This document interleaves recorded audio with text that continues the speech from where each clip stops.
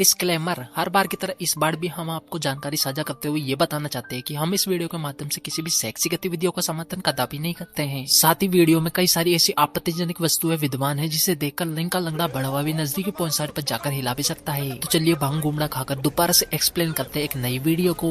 कहानी इतनी मर जाता है जिसकी लाश उसकी बीवी को भेजी जाती है और उसे देखकर वो रोने लगती है। वो और ज्यादा रोने लगती है ये कहकर कि उसने अभी तक उसकी सील भी नहीं तोड़ी थी। ये सुनकर आपके साथ साथ मेरी भी आंखें नम हो गई दोस्तों। अगर मैं वहाँ पर होता तो उसकी मदद अवश्य ही करता। अब सीन शिफ्ट होता है और हम एक पार्टी में बहुत ही खूबसूरत कन्या को देखते हैं जिसका नाम कोनी होता है। तभी उसको पीछे से सूंघते सूंघते क्लिफोर्ड नाम का एक वेशी दरिंदा व्यक्ति वहाँ पर आ जाता है। अब देखते ही देखते दोनों एक दूसरे के मुंह में मुंह भिड़ाने लगते हैं, यानी कि बातें करने लगते हैं। बात होती है, मुलाकात होती है, उसके बाद दोनों डांस भी करते हैं। ये देखकर कोनी की फ्रेंड डक्कन की गांड चलने लगती है। इसके बाद उन दोनों की इतनी अच्छी बनने लग जाती है कि बात पलंग तक आ जाती है। बातें करने लगते हैं। आदमी बोलता है कि मैं तुम्हारे अलावा जिंदगी में किसी की भी नहीं लूंगा। इस कारण आर्मी उसे वापस अपने घर भेज देती है। आर्मी के कुछ ऑफिसर्स क्लिफोर्ड को उसके घर पर छोड़ने आते हैं, जिसके बाद उसे एक ट्रक में से व्हील चेयर पर उतारा जाता है, जिसे देखकर कोनी बहुत ज्यादा दुखी होती है क्योंकि वॉर में लगी चोट की। क्लिफोर्ड अपने लिए एक 3 पहिए वाली गाड़ी भी लेता है और उसे चलाकर वो बहुत ज्यादा खुश होता है, मानो जैसे उसके पैर वापस लौट आए हों। अब क्लिफोर्ड अपनी बीवी कोनी को ओलिवर से मिलाने जंगल में बाग में ले जाता है, जहाँ पर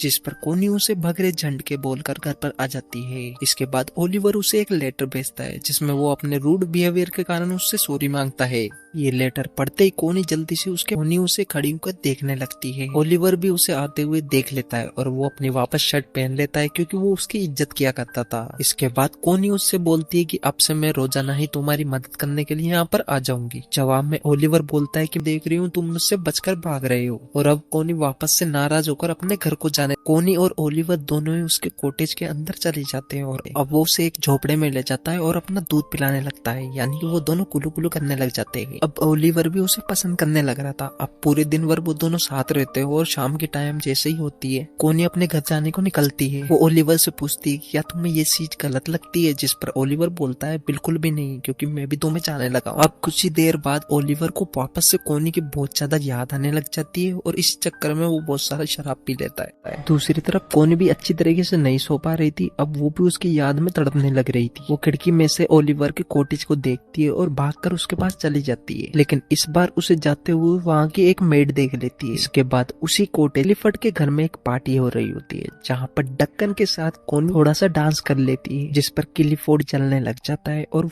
बहुत ज्यादा बुरा लगता है। क्लिफोर्ड उससे बोलता है कि इससे कोई फर्क नहीं पड़ता कि तुम किसके साथ बच्चा पैदा करोगे, बस वो बच्चा मेरा होना चाहिए। ये बात सुनकर तो अब कोनी को लाइसेंस मिल जाता। वो वापस से भागकर ओलिवर के पास जाती है और दोनों वापस से गुलू गुलू करते हैं। अब एक दिन कोनी प्रेग्नेंट हो जाती है और इसके बारे में वो क्लिफोर्ड को बताती है। क्लिफोर्ड को ये सुनकर मिस पोल्टम क्लिफोर्ड को आके बताती है कि कोनी की फसल असल में ओलिवर पर। क्लिफोर्ड कोनी से बहुत ज्यादा दुखी हो जाता है। अब कोनी मिस बोल्टन से जाके मिलती है, जिस पर कोनी बोलती है कि तुम्हें ये सब किसने बताया, ओलिवर ने, जिस पर मेड बोलती है नहीं, लेकिन तुमने क्लिफोर्ड को धोखा दिया। मेड उसे बोलती है कि अगर तुम उसे चाहती हो तो जल्दी से उसके पास चले जाओ, वरना क्लिफोर्ड उसे जान से मार रही साथ तुम। अब कोनी अपने पति क्लिफोर्ड के पास आती है और वो उससे तलाक लेने को बोलती है, जिस पर क्लिफोर्ड उसे डिवोर्स नहीं देता। तभी ओलिवर भी वहाँ पर आ जाता है और अब ओलिवर और कोनी दोनों ही क्लिफोर्ड को छोड़कर वहाँ से चले जाते हैं।